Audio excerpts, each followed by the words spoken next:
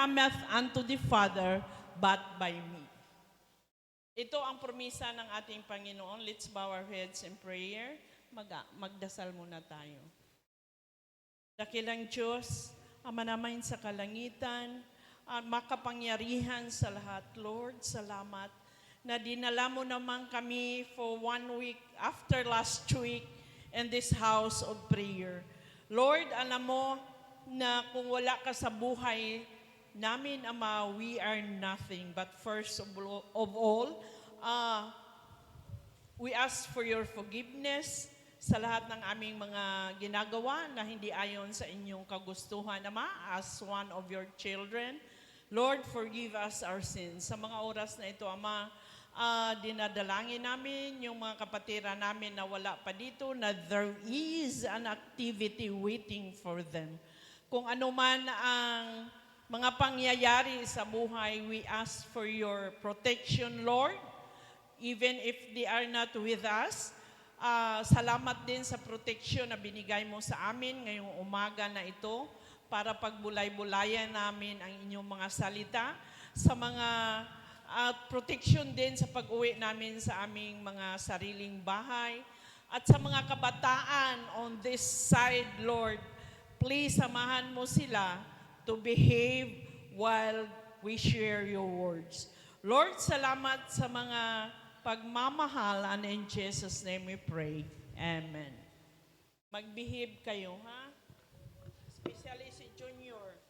Mga kapatid, when we die, yung mamatay na tayo, when our appointed time come, hindi ba ninyo alam na ang Panginoon walang promisa sa atin na kung kailan tayo aalis sa sanglibutan na ito. Pero, ang sabi niya, I am the way, the truth, and the life. Siya lang talaga ang pag-asa natin sa ating buhay. Kung kailan tayo mawala sa sanglibutan na ito, mga kapatid, hindi natin alam. So, we must prepare ourselves, mga kapatid, na sa panahon na darating siya, tayo ay makasama sa Kanya.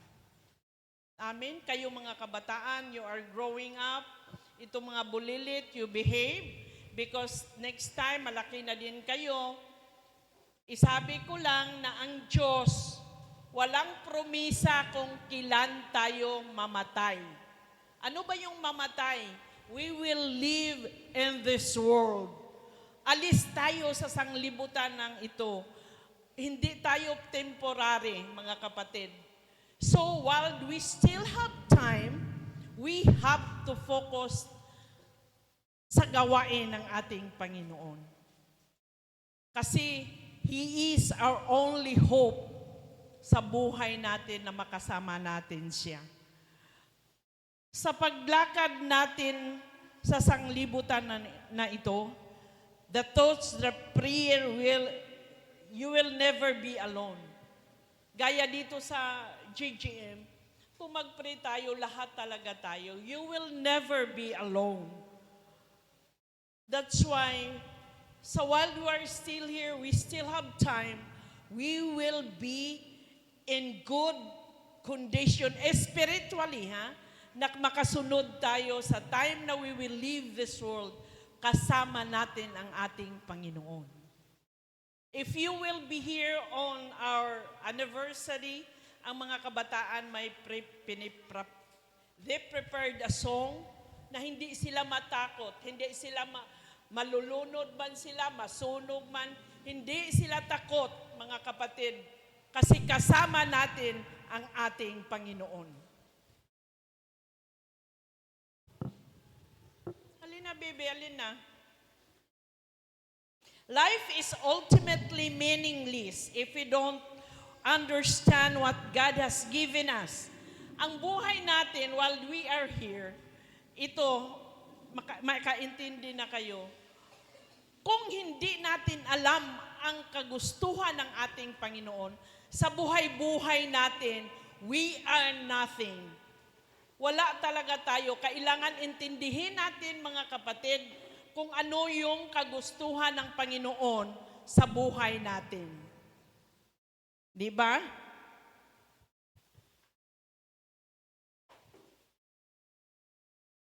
Sa buhay natin, mga kabataan, that's why kayo, kung dito kayo sa church, hindi lang nauupo kayo dyan at mag-ingay. Hindi pwede talaga yan. Because if you will not understand ang kagustuhan ng Panginoon sa inyo while you're growing up, anong sabi sa Proverbs 22:6? Turuan kayo. That's why huwag kayong magalit-galit diretso kung sawayin kayo. Because we wanted you to be a good person when you grow up. Diba? O, hindi iraking ang upuan. Isa yan, hindi. Kailangan disiplinahin natin ang ating sarili, Junior, ha? Kasi pag niraking mo yan, masira. Okay?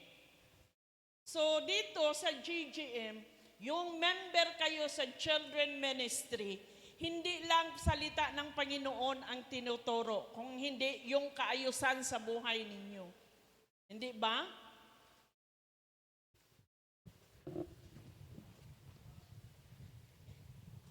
Mga kapatid, when our appointed time comes,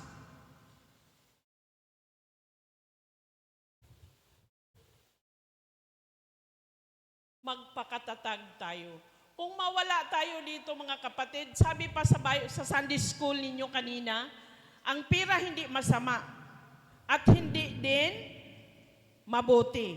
Kung iba ang meaning ng pira sa inyo, kung hindi tayo mag-ayos sa pag-handle sa pira, yon ang pira ay masama. Di ba?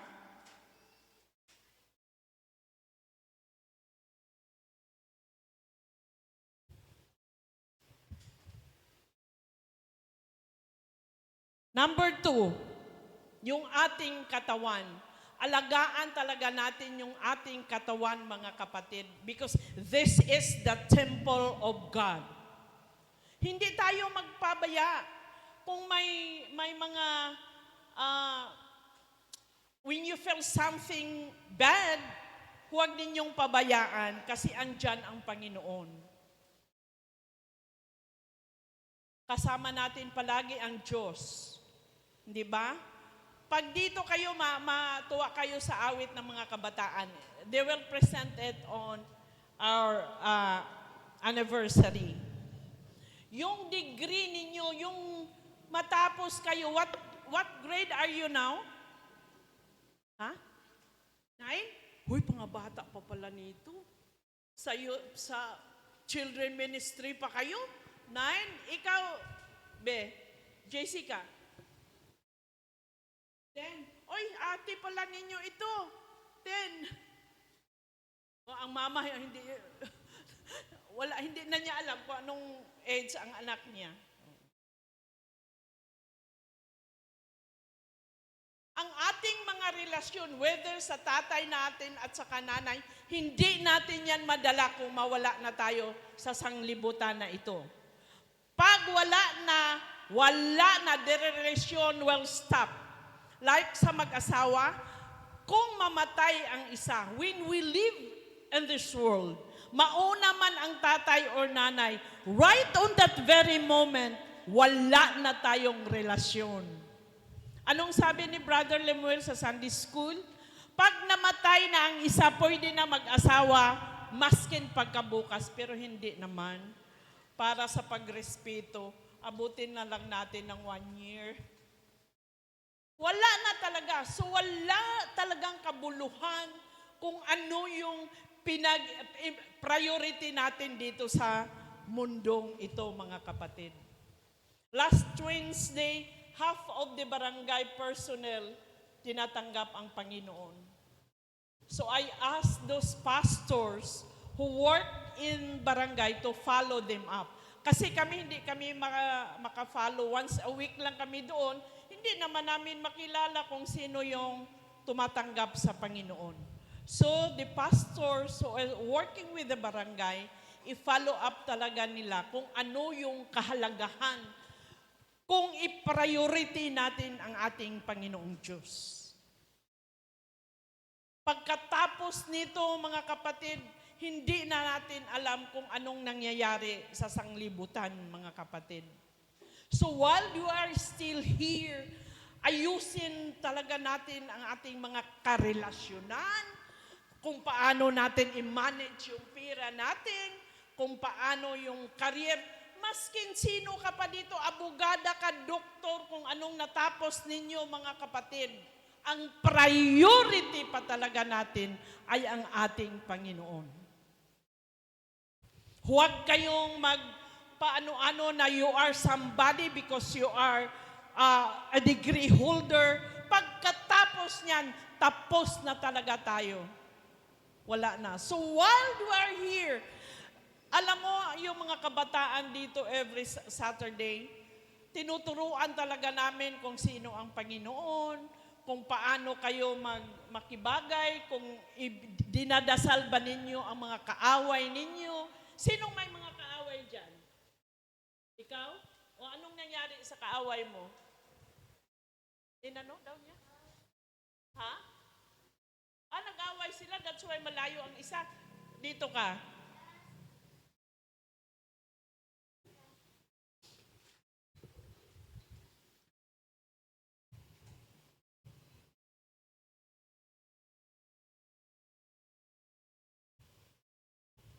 The only thing na madala natin sa pagkawala natin sa buhay natin, mga kapatid, ay yung katawan mo lang, yung kaluluwa mo lang, nothing else. Everything will be in vain. Wala na talaga. Wala na, hindi na tayo I don't know if you are familiar with yung istorya sa Luke ng the rich man and the poor man. Hindi niya talaga alam kung ano ba yung how God will punish us if you are not doing well, mga kapatid.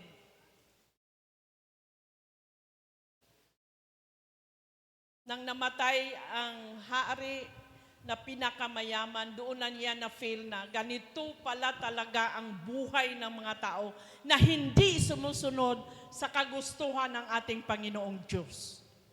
Doon he was on fire, tapos nag-request pa siya kung pwede tulungan, magpadala ng tao doon sa mga kapatid niya para malaman kung anong nangyari sa buhay niya at saka kung anong mangyari kung hindi mo i-prioritize ang ating Panginoon while we are still here. Kung paano mo i-treat ang isa-isa sa atin, kung paano mo pahalagahan ang buhay ng may buhay, mga kapatid. Stop being marites. Ipagdasal natin ang ating mga kapatiran. Do not treat them as if, sabi pa ni Lemuel, basura. Yung ibang tao sa paningin ninyo, magalit ang Panginoong Diyos yan, mga kapatid, because He created us in His own image.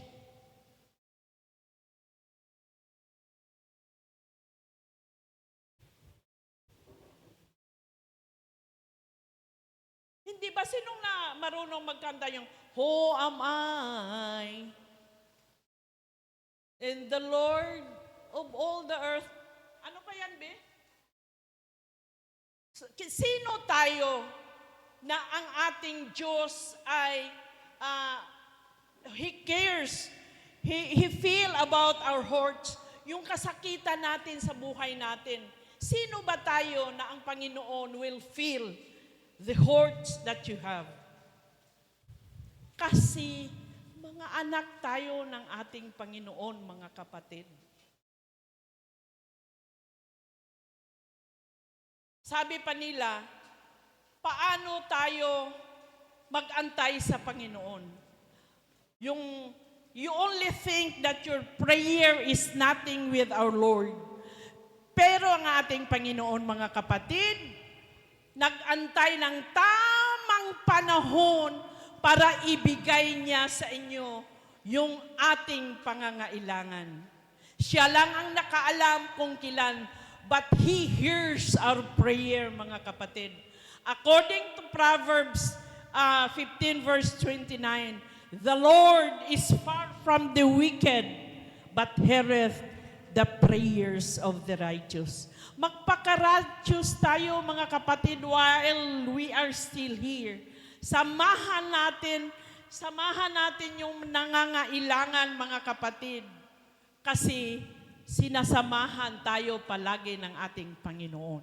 Hindi siya pabaya, mga kapatid.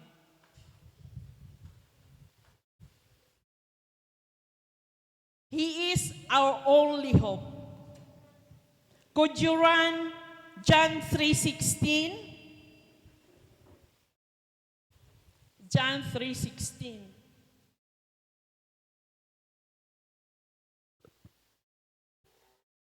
Tandaan ninyo ito. The Lord is far from the... Malayo talaga ang Panginoon kung hindi tayo susunod sa Kanyang kagustuhan para sa atin, mga kapatid. Saan tayo papunta kung wala ang ating Panginoon?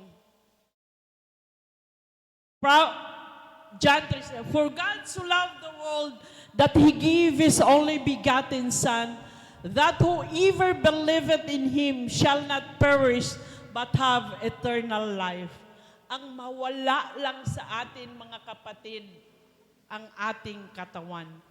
Pero, we will have eternal life sa ating Panginoon. And my last verse is Acts 4:12.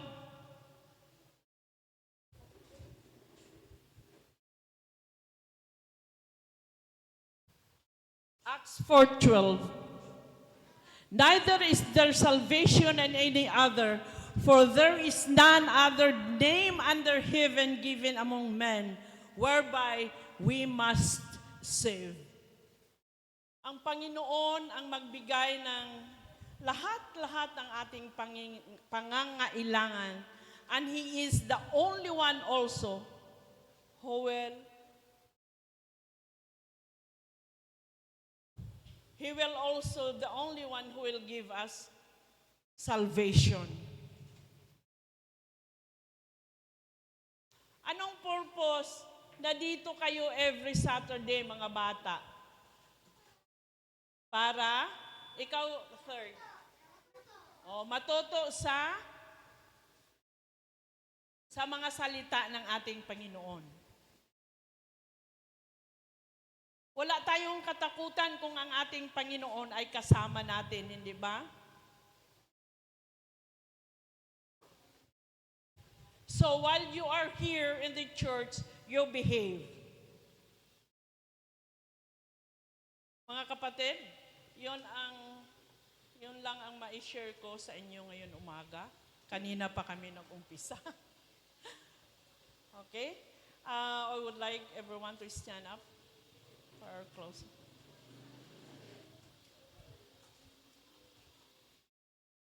Salamat, Panginoon, sa mga salita mo na binigay mo sa amin sa mga oras na ito.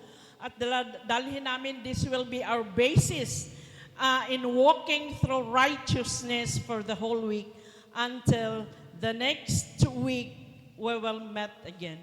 Lord, salamat sa mga buhay ng aming mga kapatiran na andito.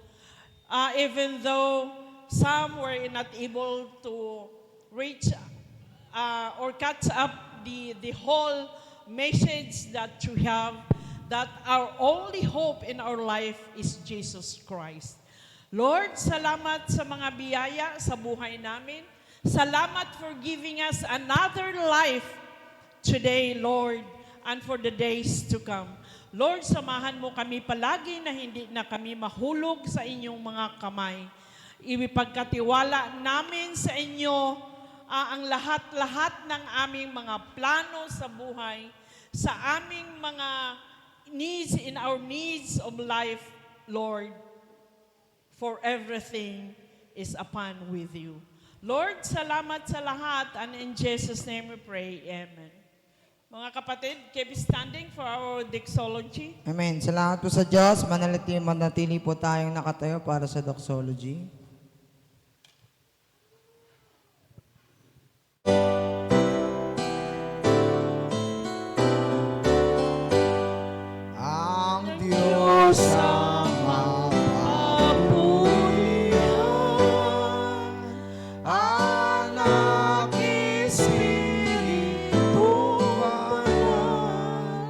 ng bawat taong nilalang at ng buong kalangitan.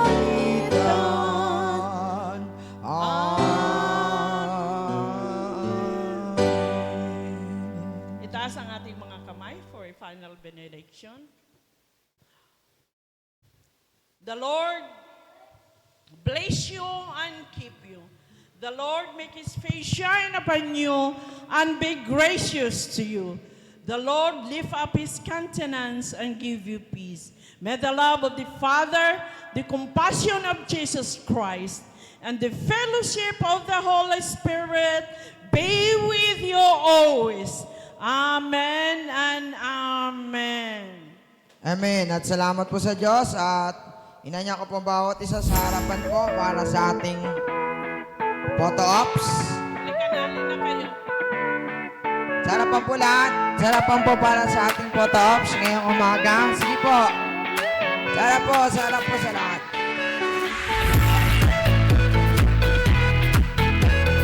Amen. Salamat po sa Diyos. Sige po, sa harapan po tayo para sa ating photo ops.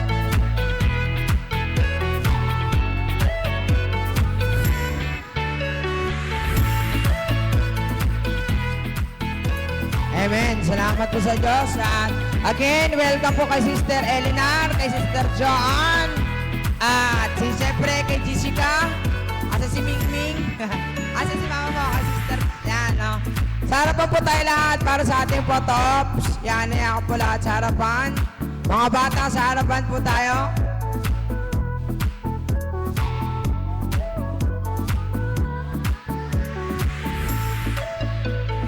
Sister Janice, yan.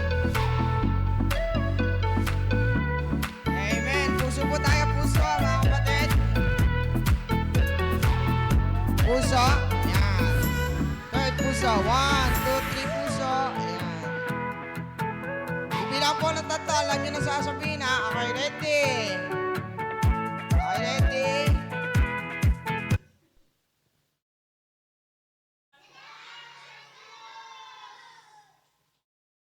Salamat sa Diyos at inaya ko si Sister Tess para manalangin ng pagkain. Test.